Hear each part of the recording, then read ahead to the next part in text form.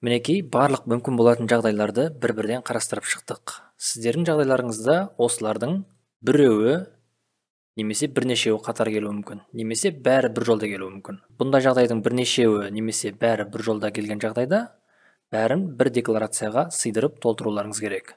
Яғни мына әртүрлі жағдай бойынша әр декларация тапсырып жүрмейсіз, әртүрлі декларация біреу ғана болады. Негізгі форма 240-шы, жылына бір рет. Қосымша форманы тапсырасыз тек қана шетелдегі мүліктердің түрі сыймай қалған жағдайда. Негізгі формаға бәрін сыйдырып көрсетуіңіз керек. Енді жағдайды біз максимум күрделендіреміз. Осы жағдайлардың бәрі бір жолда келген кезде 240-шы форманы қалай толтырамыз, сонымен танысамыз. Мінекей мынандай жағдайларды алып қарастырайық. Шетелдік биржалар бойынша екі позициядан пайда түсті. Біріншісі Starbucks болсын, арзанға алып, қымбатқа саттық. Доллар бойынша пайдасын есептедік, және оны сол күнгі теңгенің курсы бойынша теңгеге айналдырдық. Екінші позиция Google болатын. Бұны да арзанға алдық, қымбатқа саттық. Нәтижесінде пайда мынандай $737. Теңгенің курсына көбейттік. Мына сатылған күннен бір күн бұрынғы.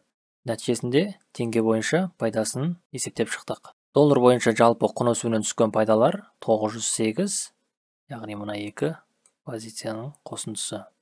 Ал теңге бойынша құн өсуінен түскен пайдалардың жалпы қосындысы 386.755. Бұл мына екеуінің қосындысы. Салық осының 10% болады. 38.675. Сосын тағы да екі ашық позиция бар. Біріншісі Coca-Cola болсын, екіншісі AT&T. Екеуі де сатып алынған бір кездері, біреу 2020 жылы, біреу 2021 жылы. Сатып алып, ұстап тұрмыз. Сату болған жоқ. Оның ISIN кодтарын алдын ала тауып енгізіп қойдық. Брокер, Interactive Brokers бәрінде. Биржалар шетелдік. Ал енді шетелдік биржалардан түскен дивидендтер бойынша. Мұнда екі позиция бар ғой бізде, Coca-Cola және AT&T. Сол бойынша дивидендтер алдық. Coca-Colaдан 4 рет, AT&T компаниясынан 2 рет. Оларды әр дивиденд түскен күндер бойынша теңгенің курсын тауып, теңгеге айналдырып отырамыз. Осылай әр рет дивиденд түскен сайын теңгенің курсын жазып есептеп отырамыз. Соған көбейтіп, теңгеге айналдырып отырамыз. Нәтижесінде бізде доллар бойынша барлық дивидендтердің сомасы бар, және теңге бойынша барлық дивидендтердің сомасы бар. Шетел биржаларынан түскен. Бұларды зачетқа алмай, салық төлеуіңіз келсе, салық осының 10% болады. 3019 теңге 42 тиын. Ары қарай кеттік төмен қарай, енді қазақстандық биржалар бойынша. Қазақстандық биржалар бойынша да бірнеше позициялар болған, пайда түскен. Біріншісі Казатомпром болсын, арзанға алдық, қымбатқа саттық. Пайдасы мынша. Екіншісі Қазақтелеком болсын, бұны да мыншаға алдық, мыншаға саттық. Нәтижесінде пайда 60 мың. Үшінші эмитент Қазтрансойл болсын, бұны сатып алдық, бірақ сатқан жоқпыз. Бұны ұстап тұрмыз. Бұны ешқайда көрсетпейміз, айтпақшы. Декларацияда ешқандай жерде көрсетпейміз, өйткені қазақстандық эмитент, қазақстандық биржадан сатып алынған. Ары қарай кеттік. Сосын қазақстандық биржалардағы шетелдік эмитенттер бойынша сделкалар. Біріншісі Магнит компаниясы, ресейлік компания. 5 дана акциясын арзанға алдық, қайтадан қымбатқа саттық. Жалпы пайда 42.500 теңге. Және портфелімізде тағы да екі ресейлік акция бар. Біріншісі Лукойл болсын, екіншісі Газпром. Бұларды сатып алдық, бірақ сатқан жоқпыз, ұстап тұрмыз. Олардан сәйкесінше дивидендтер түсіп тұр. Енді мұнда қазақстандық қор биржаларындағы құн өсімінен түскен кірістердің жалпы қосындысы мынша болды, яғни 188.500 теңге. Ал одан салық төлемейміз, өйткені қазақстандық биржа. Пайданы көрсетеміз, корректировка жасап, алып тастаймыз. Нәтижесінде салық төленбейді. Ары қарай, қазақстандық биржалардан түскен дивидендтер бойынша, яғни мына екі, Лукойл және Газпром. Лукойлдан бір рет дивиденд түсті, маусымның 2 күні, Газпромнан бір рет дивиденд түсті, шілденің 2 күні. Бұларды да мына америкалық биржалардан түскен дивидендтер сияқты әр дивиденд түскен күнді есепке алып, сол күні бір күн бұрынғы теңгенің курсына көбейтіп, теңгеге айналдырып отырамыз. Нәтижесінде барлық дивидендтердің сомасы рубль бойынша 3890 теңге, теңге бойынша 21.323 теңге. Бұлардан салық төленбейді. Өйткені тағы да қазақстандық биржа корректировкаға жатады. Міне, дәл осындай жағдайда қалай толтырамыз? Бірнеше жағдайлар бір жолда келді. Енді осымен танысамыз. Енді 240 форманы толтыруға көшейік. 240 форманы ашамыз әдеттегідей. Қазақшаға аударып алайық. Бірінші, екінші, үшінші пункт автомат толтырылады. Төртінші пункт бастапқыны таңдайсыз, егер бірінші рет тапсырып тұрған болсаңыз. Кезектіні талдайсыз, егер өткен жылдар тапсырған болсаңыз. Бастапқыны талдайық. Алтыншы пунктіге А-ны және Е-ні таңдаймыз екеуінде. Жетінші пункт резидент. 8 азаматтық белгіміз Қазақстан. Сосын 11-ші пунктіге екінші қосымшаны таңдаймыз міндетті түрде. Енді төменге түсеміз. 240.00.001 мүліктік кірістен бастап енгіземіз. Оның ішінде бірінші құн өсімінен түсетін кіріс. Оның ішінде тағы да бөлінеді. А. Қазақстан Республикасында орналасқан мүлікті өткізуден түсетін кіріс. Б. Қазақстан Республикасының шегінен тыс жердегі орналасқан мүліктерді өткізуден түсетін кіріс. Бірінші А-ны енгіземіз. Қазақстан Республикасының территориясындағы құн өсімінен түскен кіріс. Қосуды басамыз. 3 нүктені басамыз. Бұл 331-ші бап, 2-ші тармақ, 8-ші тармақша. Эмитенттері Қазақстан Республикасында тіркелген бағалы қағаздар, туынды қаржы құралдары осындай жарғылық капиталына қатысу үлестері. Таңдаймыз. Сумаға енгіземіз. Бұл дегеніміз мына сума. Қазақстандық биржалардағы позициялардан түскен, яғни құн өсімінен түскен кірістердің жалпы қосындысы теңге бойынша 188.500. 188.500. Сақтауды басамыз. Жоғарғы жолдар автомат толтырылды. Енді ары қарай Б-ді енгіземіз. Қазақстан Республикасының шегінен тыс жерде орналасқан мүлікті өткізуден түсетін кіріс. Бұны да басамыз. Жолдарды қосуды басамыз. 3 нүктені басамыз. Бұл жерге 332-ші бап, 2-ші тармақтың 1-ші тармақшасы. Яғни, құқықтық немесе мәмілелерді шет мемлекеттің заңнамасына сәйкес, шет мемлекеттің құзыретті орындарынан осындай шегінен тыс жердегі бірдеңе. Осын таңдаймыз. Сумаға шетелдік биржалардағы жалпы құн өсімінен түскен кірістерінің қосындысын көрсетеміз. Бұл орға көтерілейік. Мынау 386.755. Осыны енгіземіз. 386.755. Сақтауды басамыз. Мінекей жоғары жақтағы жолдар автомат түрде жаңартылып отырады. Болды, енді екінші қосымшаға өтеміз. Екінші қосымшаның бірінші бетіне. Мұнда шетелдік көздерден түсетін кірістерді көрсетеміз. Бірінші номері А, Б елдің коды. ақш-тан бастап енгізейік. Бізде америкалық акцияларды сатқаннан пайда түсті ғой. Таңдаймыз. С кірістің түрі. Құн өсімінен түсетін кірістің түрі 20-60 болады. Өткізу кезінде құнның өсуінен түсетін кіріс. Қазақстан Республикасынан тыс жерлердегі. Талдаймыз. Таңдаймыз. D валютаның коды. USD. ақш доллары яғни. И шетелдік мемлекеттегі көздерден түскен кіріс сомасы шетел валютасы бойынша. Енді бұл жерге құн өсімінен түскен кірістердің сомасын көрсетеміз Америкадан. Ол мынау $908.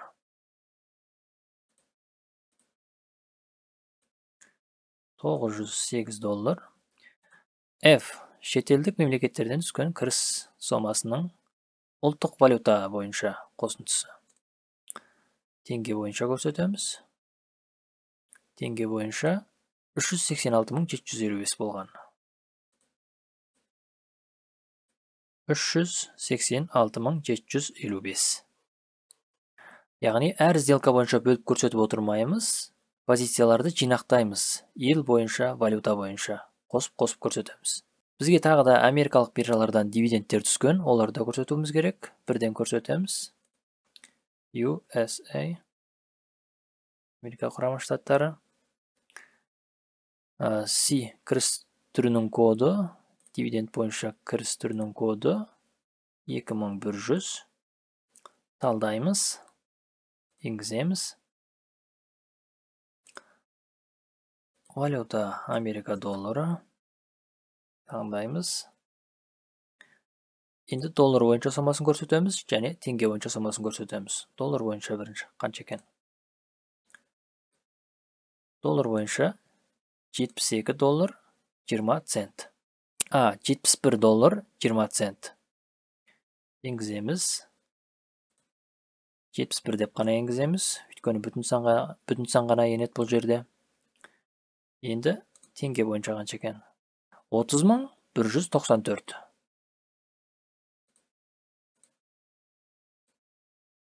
30.194. Енді қазақстандық биржалардағы шетелдік эмитенттерден түскен дивидендтерді көрсетеміз. Бізде Россияның эмитенттерінен түскен дивидендтер бар ғой. Россия, Ресей Федерациясы. Таңдаймыз. Бұнда да 2100. Кірістің түрі дивиденд. Рубльді талдаймыз. Ресей Федерациясы бойынша. Ресей рублі. Бұғанда сол дивидендтің жалпы сомасын валюта бойынша және өзіміздің ұлттық валютамыз бойынша көрсетеміз. Бірінші сол елдің валютасы бойынша қанша екен? Мінекей 3890 рубль. 3890 рубль. Енді теңге бойынша 21323. 21323. Болды, бәрін көрсеттік. Енді бірінші бетке қайтадан ораламыз. Төмен қарай түсейік. Құн өсімнен түскен кірістердің бәрін көрсеттік. Қазақстан территориясындағы және Қазақстан Республикасының шегінен тыс жердегі. Енді төмен қарай 240.00.02. Соның біріншісі. Қазақстан Республикасынан тысқары жерлердегі көздерден алынған кірістер. Бұл жерге шетелдік және қазақстандық биржалар бойынша түскен дивидендтердің қосындысын көрсетеміз. Жалпы. Яғни бұл дегеніміз біздің жағдайда мынау шетелдік биржадан түскен дивидендтердің сомасы, сосын қазақстандық биржалардағы түскен дивидендтердің сомасы. Екеуінің қосындысын қою керек. Мына жерге тең деп есептей салайық. Тең болады мынау қосылған және мынау. Жалпы сомасы 51.517. Енді осы соманы көрсетеміз. 51.517. Енді екінші бетке өтеміз. Дәл осы соманы мұна D-ға енгіземіз. Дивидендтер түріндегі кіріс. 51.517. 51.517. Енді төмен қарай түсеміз. Енді кірістерге түзету енгізуге келдік. Яғни корректировка жасауға. Бізде қазақстандық биржалардан түскен кірістер бар ғой. Дивидендтер және құн өсімнен түскен кірістер. Оларды көрсетеміз. Бірақ олардан салық төленбейді. Сол үшін корректировкаға енгіземіз оларды. 240.00.005 кірісті түзету. Оның ішінде бірінші салық кодексінің 341 бабына сәйкес. Біз осы бапқа сәйкес түзету енгіземіз. Үш нүктені басамыз. Жолдарды қосуды басамыз. Мұнда алдыңғы сабақта айтып өткенімдей, құн өсімнен түскен кірістерді бөлек, сосын дивидендтер бойынша түскен кірістерді бөлек көрсетуіміз керек болған. 341.17, 341.116 деп. Бірақ қазір 341.117 көрінбейді сайттан, сондықтан бәрін бірге 341.116-ға қосып көрсетеміз. Алдыңғы сабақтарда айтылған. Егер осы видео сабақты көріп жатқан жағдайда дивиденд бойынша 341,17 көрініп тұрса, мысалға мынандай жерге енгізесіз 341,17 деп. Осы жерге осы тармақша көрініп тұрса, онда соған соны талдап, дивидендті сол бойынша көрсетесіз. Ал 341,116 бойынша құн өсімінен түскен кірістерді бөліп көрсетесіз. Егер 341,17 жоқ болса, онда бәрін осы 341,116-ға сыйғызып, біріктіріп көрсетесіз. Таңдауды басасыз. Енді бұл жерге қазақстандық биржалардағы құн өсімінен түскен кірістерді және дивидендтерді қосып бірге көрсетеміз. Ол деген былай қазір түсінесіздер. Мұнда қазақстандық биржаға құн өсімінен түскен кіріс және дивидендтер.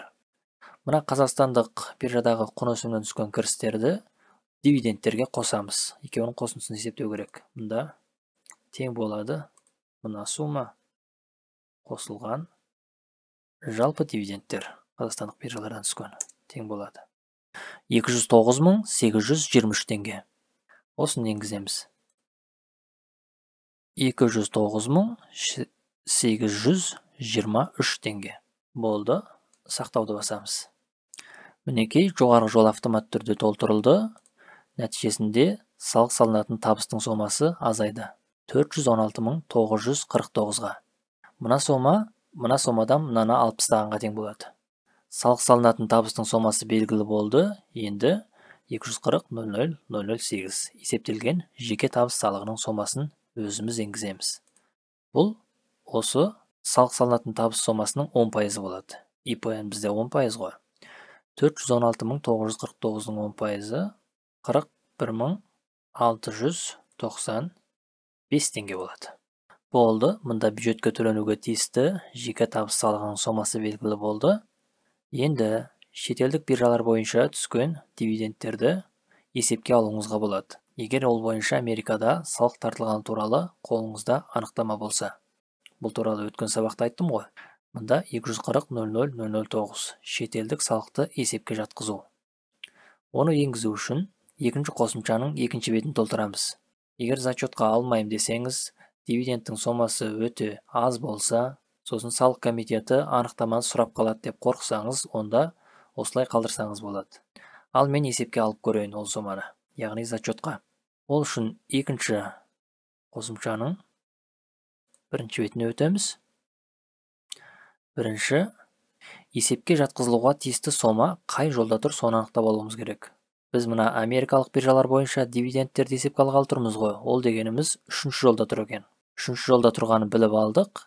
Енді осы қосымшаның екінші бетіне өтеміз. Мына сәйкесінше үшінші жолға енгіземіз. Яғни жолдардың номері мына бірінші бетпен сәйкесу керек. Осыған енгіземіз. Мына америкалық биржадан түскен дивидендтердің жалпы қосындысының 10%-ын. Тек қана 10%-ын, 15%-ын емес. Өйткені бізде ИПН 10%. Сол үшін максимум шетелде төленген салықтың 10%-ын ғана есепке ала аламыз. 30.194-ның 10%-ы 3.019 теңге. Мұнда 3.019 теңге деп енгіземіз. Болды, енгіздік. Енді қайтадан негізгі форманың екінші бетін ораламыз. Мұнда төмен түсеміз. Шетелдік салықты есепке жатқызу. Мұнда енгізген сомамыз көрініп тұр. 3.019 теңге. Нәтижесінде бюджетке төленуге тиісті жеке табыс салығының сомасы тағы да біразға азайды. Нақтырақ айтқанда мына сомаға азайды. Алып тастады ол соманы. Болды. Енді бізге шетелде тіркелген мүліктерімізді көрсету ғана қалды. Ол үшін үшінші бетке өтеміз. Төмен қарай түсеміз. Енді мұнда мүліктерімізді көрсетеміз. Яғни сатып алып ұстап тұрған акцияларымызды. А. Мүліктің түрі бағалы қағаздар деп жазамыз. Бағалы қағаздар. Бізде 4 эмитент бар ғой. Бірден 4-ге көбейтіп қоя салайық. Көбейту. Бағалы қағаздар. B. Мемлекеттің коды. Біріншісі америкалық USA. Америка Құрама Штаттары. Сәйкестендіру коды, бұл дегеніміз ISIN коды. Бұны алдын ала дайындап қойғанбыз. Біріншісі бізде Coca-Cola компаниясы портфелімізде бар. ISIN кодын көшіріп аламыз. Да қоямыз. Люктің орналасқан жері ақш. Екіншісі де америкалық. Тағы да USA. Американы талдаймыз. ISIN кодын әкеп қоямыз. Екінші компания бізде AT&T.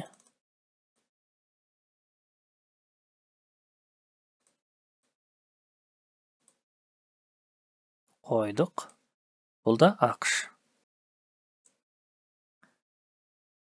Төртінші эмитент бізде Ресей.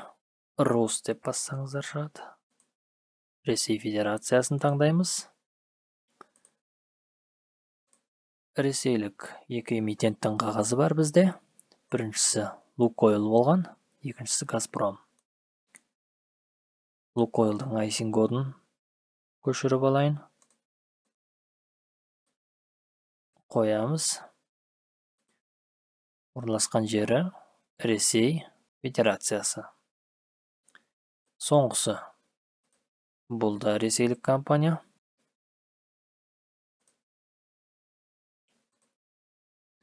ISIN кодын әкеп қоямыз. Газпром.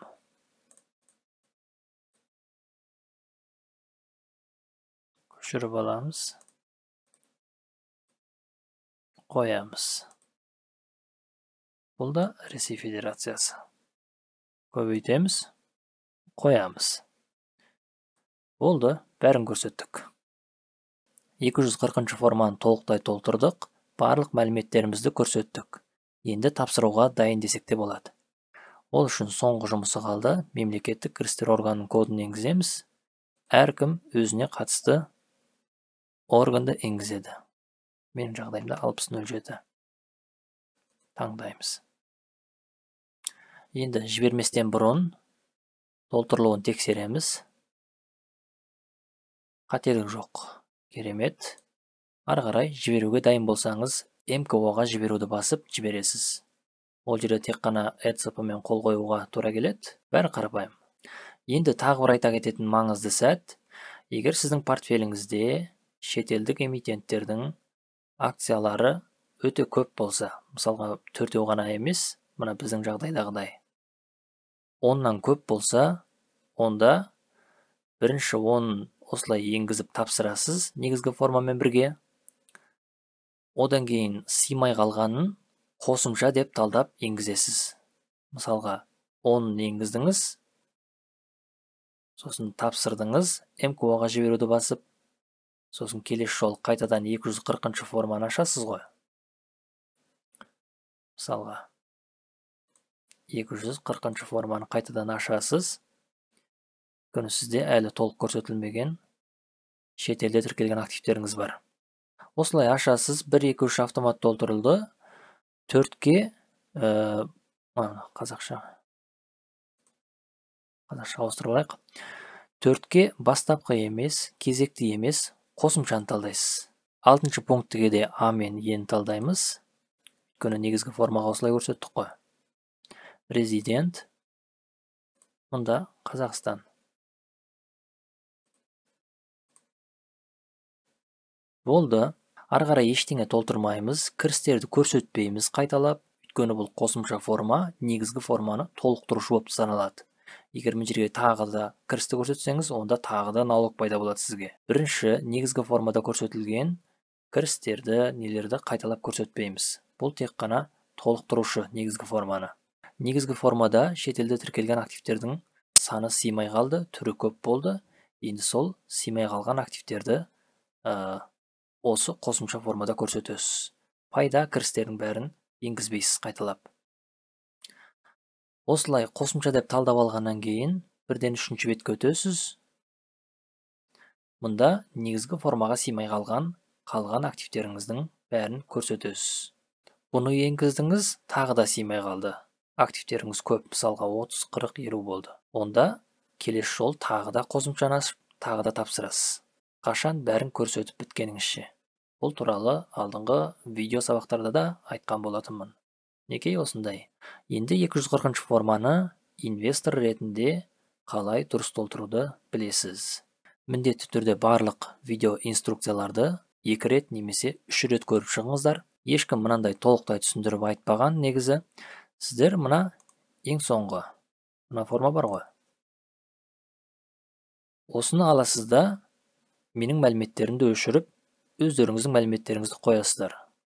Сосын менің видеома қарап толтырып отырасыздар. Ешқандай қиындық тудырмайды. Сіздеріңізге сәттілік.